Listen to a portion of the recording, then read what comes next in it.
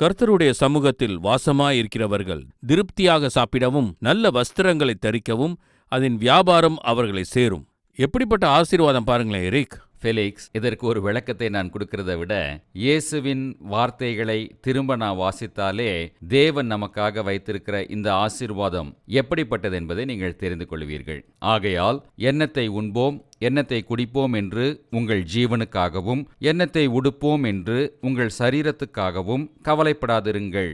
ஆகாரத்தை பார்க்கிலும் ஜீவனும், உடையை பார்க்கிலும் சரீரமும் விசேஷித்தவைகள் அல்லவா?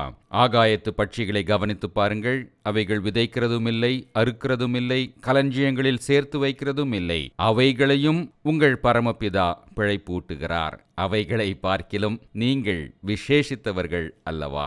மரத்தை வச்சவன் தண்ணி ஊத்துவான் என்று சொல்லி கர்த்தரை அறியாத ஜனங்கள் கூட சொல்லுகிறார்கள். கர்த்தரை தங்களுடைய வாழ்க்கையில ஆண்டவராக, சொந்த இரட்சகராக, போஷிக்கிறவராக, எல்லாவற்றையும் பார்த்து கொள்கிறவராக, சுகமளிக்கிறவராக, நிறைவாக்குகிறவராக பார்க்கிற உங்களை கர்த்தர் கைவிடுவாரோ?